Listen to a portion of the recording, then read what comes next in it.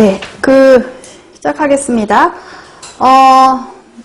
그래서 우리가 이제 완전, 불완전, 그리고 부분적 불완전이 어떤 건지, 그리고 거기에 속하는 식품들이 뭐가 있는지, 요거를 한번 봤고요. 자, 그리고 이제 제한 아미노산은 조금 전에 얘기한 것처럼 그 부족한 아미노산을 우리가 제한 아미노산이라고 해요. 근데 이제 식품마다 뭐가 부족하냐가 조금씩 다르거든요. 근데 그러면 이 부족한 그럼 아미노산이 있는 식품을 먹을 때는 그럼 어떻게 하면 좋겠느냐? 그러면은 그 부족한 아미노산을 다른 식품하고 같이 먹어서 보충해 주는 거예요. 그거를 이제 보족 효과라고 합니다. 그래서 여기서 기억하셔야 될 게 그 다음 페이지거든요. 24페이지 보면 각각의 식품에 어떤 게 부족한지, 그리고 그 부족한 거가 충분히 많은 다른 식품은 뭐가 있는지, 즉 뭐랑 같이 먹어야 되는지를 요거를 식품으로 좀 기억을 하셔야 돼요. 그래서 24페이지에 맨 위에 있는 그 예 있죠, 예. 보족 효과의 예예요. 자, 콩에는 일반적으로 메치오닌이 부족해요. 각 식품별 부족한 아미노산을 기억하세요. 콩에는 메치오닌이 부족한데 이 메치오닌이 많은 게 이제 쌀 이런 거거든요. 그래서 두부를 먹을 때, 콩으로 만든 두부를 먹을 때 쌀하고 같이 먹어주는 거예요. 그러면 쌀에서 메치오닌이 보완을 해주는 거죠. 보충을 해주는 거죠. 자, 그리고 이제 일반적으로 곡류에는 리신이나 또는 트레오닌 같은 게 부족해요. 그래서 사실은 이제 쌀 같은 경우는 제일 제한이, 그러니까 제일 많이 부족한 걸 제일 제한, 그 다음에 부족한 걸 제2 제한이라고 하는데, 리신하고 트레오닌 이런 게 부족하고요. 예, 리신하고 트레오닌. 그리고 이제 밀 같은 경우는 리신, 역시 이제 곡류는 사실 주로 리신이 많이 부족해요. 그리고 이제 밀은 리신도 부족하고 트립토판도 부족하고.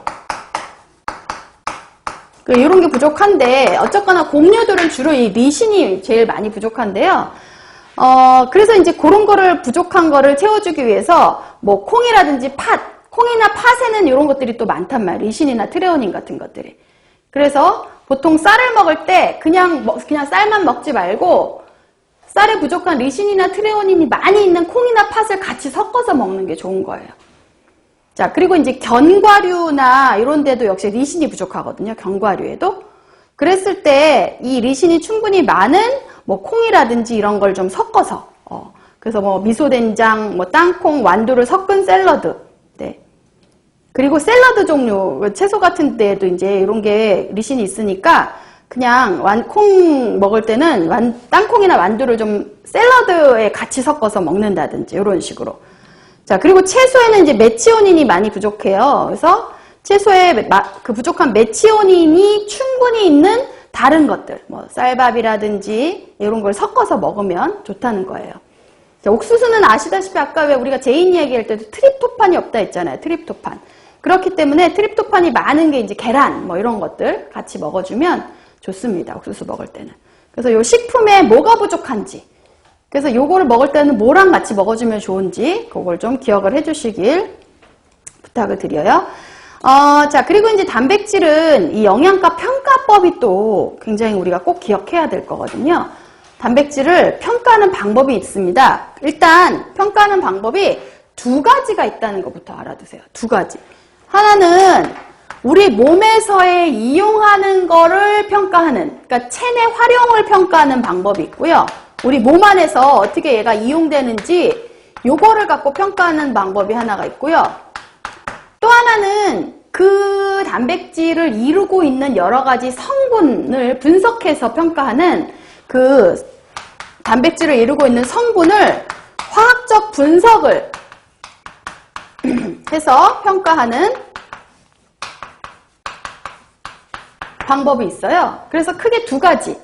몸에서의 활용도를 평가하느냐, 요게 이제 생물학적 평가 방법이라고 해요, 우리가.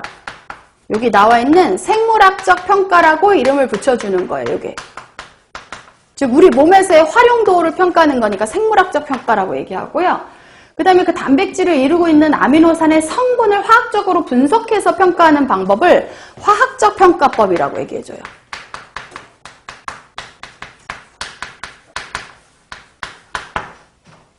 그래서 크게 이제 어떤 식으로 분석하느냐에 따라 생물학적이냐 화학적이냐 요거를 일단 구분을 좀 하셔야 되고요.